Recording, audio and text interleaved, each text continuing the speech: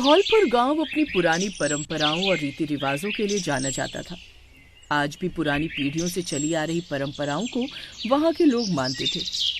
इन्हीं परंपराओं में से एक परंपरा थी बारात में औरतों का न जाना। सदियों से इस गांव की औरतें बारात में नहीं जाती, केवल पुरुष और बालक ही बारात में जाते थे। 2 दिन बाद गांव के जमींदार रतन सिंह के इकलौते बेटे अनिल की बारात पालमपुर गांव जानी थी।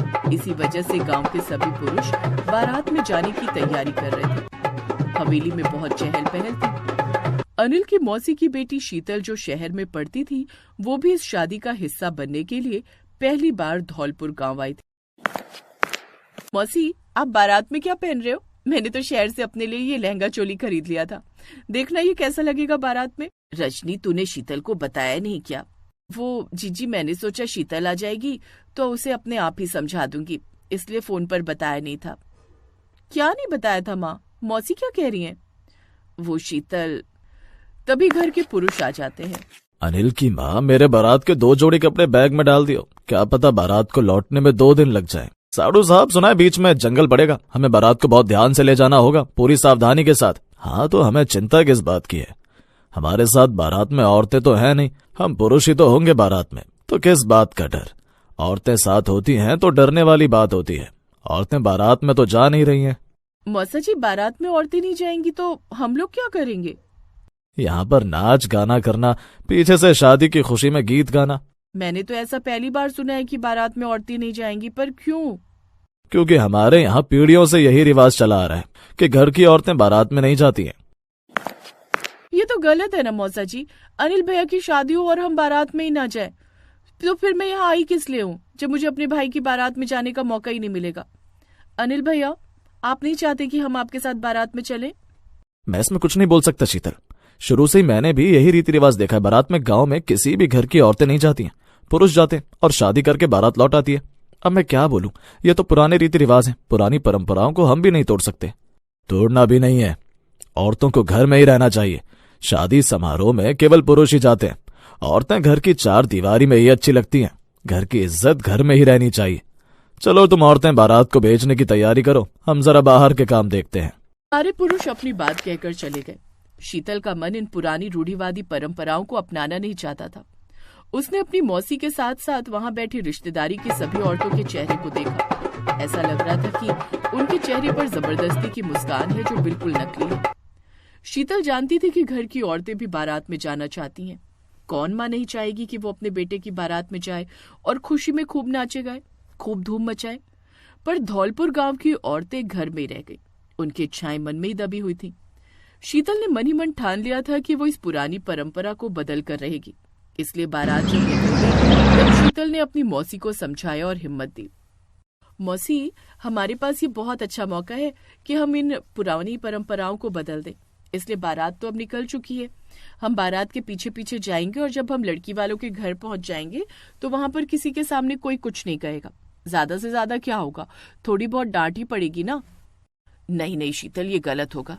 मुझे तो घबराहट हो रही है, हम नहीं जा रहे, रहने दो। क्या आपका मन नहीं है कि आप अपने इकलौते बेटे की बारात में शामिल हो सकता है अनिल भैया आपको देखकर बहुत खुश हो जाएं और मन ही मन क्या पता वो भी यही चाहते हो और बोल ना पाते हो। अगर आज हमने इस परंपरा को तोड़ दिया तो इस गांव में हर औरत को अपने बेटे की बारात में जाने की अनुमति मिल जाएगी। उनके चेहरे भी खुशियों से भर जाएंगे। मान जाओ मौसी जी, मुझे कार चलानी आती है, मैं आप सबको लेकर चलूंगी। देर मत करो, हम सब तैयार हैं, बस कार में बैठना है। जीजी चलो ना, शीतल सही कह रही है। मैं चलूंगी तुम्हारे साथ, परिणाम बाद में जो होगा देखा जाएगा। मैं अपने बेटे की बारात में जरूर पहुंचूंगी। हाँ, मैं जाऊंगी अपने बेटे की बारात में। शीतल ने देखा सब औरतों के चेहरे पर खुशी थी। शीतल ने अपनी माँ, मौसी और बाकी कुछ खास रिश्तेदारी की औरतों को कार में बिठाया। ये देखकर बाकी सारे गांव की औरतों के चेहरे खुशी से भर गए। शीतल बिटिया, आज तुम्हारे कारण हमें पुरानी परंपराओं से मुक्ति मिलेगी। हम सब तुम्हारे साथ हैं। खुशी खुशी जाओ और खुशी खुशी लौटो। और फिर शीतल ने बारात का पीछा किया। रास्ते में घना जंगल पड़ा। शीतल की कार बारात के थोड़ा पीछे चल रही। अचानक बारात पर भालू की बारिश होने लगी। कुछ आदिवासियों ने बारात को बंदी बना लिया। हमें बंदी क्यों बनाया है? हमें जाने दो, हमारे बेटे की आज शादी है, हमें छोड़ दो। नहीं, हम तुम्हें नहीं छोड़ेंगे, आज हम तुम सबकी बलि देंगे।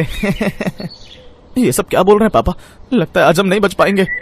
इन लोगों की नीयत ठीक नहीं है। पता नहीं ये हमारे साथ क्या करने वाले हैं। क्या करेंगे? मानव बलि देंगे। पर यह प्रथा तो समाप्त हो चुकी है। अब तो कोई भी ये नहीं करता। हम करते हैं। हम अपने पुराने रीति रिवाज और परंपराओं को आज भी मानते हैं और ये परंपरा कभी नहीं बदल सकती। हमें बारात को बंदी बनाकर उनकी बलि देनी होती है। हमारी पीढ़ियों से यही चला रहा है। हे भगवान, कोई तो रास्ता होगा जिससे हम बच सकते हो। रास्ता तुम्हारे पास था।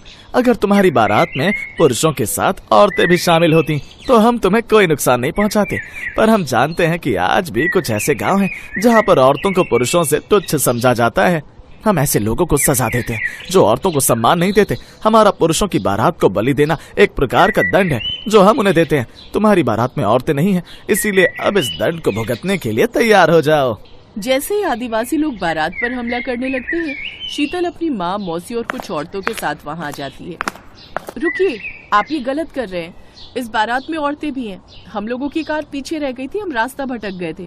फिर बारात हमें दिखाई नहीं दी। ढूंढते ढूंढते हम यहाँ आए। आपसे किसने कहा कि ये बारात केवल पुरुषों की है? इस बारात में औरतें भी जा रही हैं, इसलिए आप इन सब बारातियों को छोड़ दीजिए। शीतल और बाकी औरतों को देखकर सभी पुरुष हैरान रह जाते हैं। उस समय सभी चुप थे, क्योंकि सभी को पता था कि आज औरतों के कारण ही उन पुरुषों की जान बची है। आदिवासी लोग बारात को छोड़ देते हैं। बारात को छोड़ दो, ये समझना कि तुम सबकी जान इन औरतों की वजह से बची है। अगर आज औरतें बारात में न जाती तो हम तुम्हें कभी नहीं छोड़ते। हमें उन पुरुषों से सख्त नफरत है जो औरत का सम्मान नहीं करते, औरत को घर की खुशियों में शामिल नहीं करते। सच तो यह है कि हम बलि देते ही नहीं, बस बारात को अपने पास कुछ दिन रोक लेते हैं ताकि शादी ना हो पाए और बारात के पुरुषों को सबक मिले। तुम सब औरतों का सम्मान करते हो, उन्हें बारात में अपने साथ ले जाते हो। यह देखकर हम आदिवासी बहुत खुश हैं। जाओ, खुशी खुशी विवाह करके दुल्हन को विदा करके वापस घर लौटो। उस दिन धौलपुर गांव के पुरुषों को एक सबक मिला और उन्होंने अपने पुराने रीति रिवाज और परंपराओं को बदलने का फैसला लिया। अनिल की बारात में पुरुषों के साथ औरतें भी शामिल थी और ये सब शीतल की कोशिश के कारण हुआ। अरे वाह ज्योति, आज तो तू बहुत जल्दी काम पर आ गई। वैसे आजकल तू टाइम पर ही आने लगी है। चल अच्छा है, मेरा काम भी टाइम पर हो जाता है। हाँ दीदी, वो आपको तो पता ही है, मेरी शादी तय हो गई है। माँ की तबीयत ठीक नहीं रहती, इसलिए जल्दी काम निपटाकर घर चली जाती हूँ। फिर बापू की रोटी सब्जी भी बनानी होती है। ठीक है, एक काम कर, पहले पार्लर खोलकर वहां का झाड़ू पोछा कर ले, फिर इधर की सफाई कर लेना। आज ब्राइडल बुकिंग लेनी है, कस्टमर आते ही होंगे। ठीक है दीदी। ज्योति मोनिका के घर काम करती थी। मोनिका ने घर में ही एक ब्यूटी पार्लर खोल रखा था जो वो बहुत सालों से चला रही थी। मोनिका के पास बहुत से कस्टमर आते थे, जिनमें से एक सुधा नाम की लेडी भी थी जो अक्सर ही मोनिका के ब्यूटी पार्लर में आती रहती थी। इसलिए सुधा मोनिका की अच्छी सहेली बन गई थी। सुधा दीदी, ये पानी। हाँ ला दे।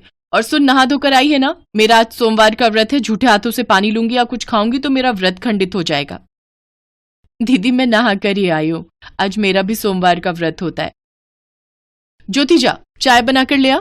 सुधा तू बैठ, एक ब्राइडल मेकअप आया हुआ है, मैं वो तैयार कर लूं। शैली, रीमा, तुम लोग क्लाइंट के पास जाओ, मैं आ रही हूं। हाँ हाँ, तू आराम से मेकअप कर। सुन एक काम कर, मैं थ्रेडिंग बुधवार को करवा लूंगी, उसी दिन मेरा ब्लीच फेशियल भी कर देना। तुझे पता ही है रिलेशन में शादी है, तो फ्राइडे से पहले मैं तेरा ये सब करवा लूंगी और मेरा कोई अच्छा सा मेकअप और हेयर स्टाइल भी कर देना। हाँ हाँ करवा लेना। अगले 2-3 दिन तक सुधा पार्लर में ही आती रही क्योंकि उसके घर में फंक्शन था। इसी बीच ज्योति भी काम पर आती। मोनिका दीदी, दुल्हन के मेकअप के बहुत पैसे लग जाते होंगे ना? हाँ, सबसे तो मैं पैसे लेती हूँ, पर तू क्यों पूछ रही है ये? टेंशन मत ले, मैं तेरा मेकअप ऐसे ही कर दूंगी, अभी तो शादी को टाइम है। हाँ दीदी, अभी तो कुछ दिन बाकी है। थैंक यू दीदी, आप मेरा दुल्हन का मेकअप करोगे? मैंने ये बात माँ को भी बताई थी। अच्छा दीदी, मैं चाय बनाकर लाती हूँ, आप सुबह से पार्लर में काम कर रही हो, थक गई होगी। मोनिका की सहेली सुधा ये सब बातें सुन चुकी थी। बात सुन मोनिका, मैं ये क्या सुन रही हूँ? ज्योति की शादी होने वाली है। हाँ, इसी महीने की 15 तारीख को इसकी शादी है, तो मैं ही इसका ब्राइडल मेकअप कर रही हूँ। इसका बहुत मन था कि ये मेरे से मेकअप करवाए। तू पागल हो गई है, तेरा दिमाग खराब है। इतने महंगे प्रोडक्ट मेकअप के तू इसके चेहरे पर लगाएगी? अरे वो एक काम वाली है, उसको तैयार करने में तू खुद सोच, तुझे घिन नहीं आएगी? सच में तू बहुत सीधी है। अरे ये काम वालियां बहुत चालाक होती हैं, जानबूझकर गरीब बनने का नाटक करती हैं ताकि तुझ जैसी सीधी सादी औरतों को फंसा सके। नहीं नहीं, ऐसी बात नहीं है सुधा, बेचारी बहुत गरीब है, अब उसका दुल्हन का मेकअप कौन करेगा? और फिर मेरा तो खुद का ब्यूटी पार्लर है, वो मेरी काम वाली है, इतनी मदद तो मैं उसकी कर ही सकती हूँ ना। मैं तो तुझे यही कहूंगी कि काम वालियों को सिर पर चढ़ाना अच्छी बात नहीं है, तू गलत कर रही है। देखना जब तेरे साथ कुछ गलत होगा ना, तभी तुझे अक्ल आएगी। मोनिका सुधा की बातों पर ध्यान नहीं देती, पर सुधा मन ही मन अपने आप को सही साबित करने के लिए एक योजना बना चुकी थी। सुधा के घर जो फंक्शन था उसके लिए वो मोनिका के पास तैयार होने के लिए आई हुई थी। मेकअप किट यहीं तो रखा था, आज सुबह से ढूंढ रही हूं, कहीं दिख नहीं रहा। सारे मेकअप के प्रोडक्ट्स तो उसी में ही है। क्या हुआ मोनिका, जल्दी कर, मेरा हेयर स्टाइल बना और मेकअप करके मुझे भेज। मेरे हस्बैंड वेट कर रहे हैं, हमें फंक्शन के लिए निकलना है। अगर मुझे पता होता कि तेरा मेकअप किट नहीं मिल रहा तो मैं आती ही नहीं। वैसे रखा कहाँ था? ऐसे तो तेरे पार्लर से कोई चीज नहीं खोती। पता नहीं कहाँ रखा था, हेल्पर से भी फोन पर पूछ लिया, दोनों को नहीं पता। कोई नहीं, बाद में ढूंढ लूंगी। मैं दूसरे मेकअप किट में सामान है, उससे तेरा मेकअप कर देती हूँ, उसमें भी अच्छे प्रोडक्ट हैं। मोनिका, कहीं ज्योति ने तो तेरा मेकअप किट नहीं चुरा लिया? उसकी शादी होने वाली है, हो सकता है अपने ससुराल ले जाने के लिए उसने सारा मेकअप का सामान चुरा लिया हो। नहीं नहीं नहीं, ज्योति ऐसी नहीं है, मुझे ज्योति पर पूरा विश्वास है, वो ऐसे मेकअप किट नहीं चुराएगी। चल, मैं तेरा मेकअप कर देती हूँ। मोनिका सुधा का मेकअप करने लगती है, तभी सुधा मोनिका से बोली, मोनिका मुझे वॉशरूम जाना है, तू मेरा हेयर स्टाइल बाद में बना देना, मैं वॉशरूम होकर आती हूँ। मेरा पर्स यहीं रखा है, कोई क्लाइंट आए तो ध्यान रखना, इसमें पैसे हैं। और सुन, मेरा मोबाइल फोन भी यहीं रखा है। हाँ हाँ, टेंशन मत ले, वैसे भी आज पार्लर में मैं अकेली हूँ, रीमा और शैली दोनों हेल्पर छुट्टी पर हैं। सुधा वॉशरूम चली जाती है, तभी सुधा का मोबाइल फोन बजता है। अरे, सुधा की मम्मी का कॉल आ रहा है, जरूर वो तैयार होने के बारे में पूछ रही होगी। एक काम करती हूँ, मैं उठा ही लेती हूँ। मोनिका अभी हेलो करने ही वाली थी कि तभी पीछे से उसकी मम्मी की आवाज आ जाती है। अरे सुधा, तूने मोनिका के पार्लर से आने में इतनी देर लगा दी, तू उसके पार्लर से जो मेकअप किट लेकर आई है मैं उससे खुद ही मेकअप कर लूं? नमस्ते आंटी जी, मैं मोनिका बोल रही हूँ, सुधा वॉशरूम गई है। आप किस मेकअप किट की बात कर रही हैं? नमस्ते बेटा, वो सुधा बता रही थी कि तुमने उसे कोई मेकअप किट दिया है, उसमें काफी अच्छा सामान है। अब मैं पार्लर आई नहीं, सुधा को टाइम लग रहा है, फंक्शन में भी निकलना है, तो मैं वही पूछ रही थी कि मैं उसमें से सामान लेकर मेकअप खुद ही कर लूं। चलो तुम उसे बोल देना कि मुझे फोन कर लेगी और टाइम से आ जाए, हमें जाना है। ठीक है आंटी जी, मैं बोल दूंगी। मोनिका जब सुधा की सच्चाई जानती है तो वो गुस्से में आग बबूला हो जाती है।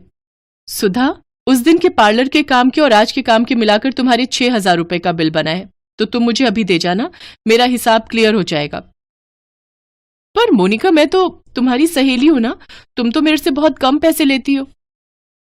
मैं तुम्हारी सहेली नहीं हूं सुधा, तुमने एक गरीब पर चोरी का इल्जाम लगाया। तुम्हारी ज्योति से क्या दुश्मनी थी, इतनी नफरत एक गरीब के लिए? आज से मैं तुम्हारी दोस्त नहीं हूं। अपना हेयर स्टाइल कराओ और यहां से चलती बनो, और बिल अभी देकर जाना।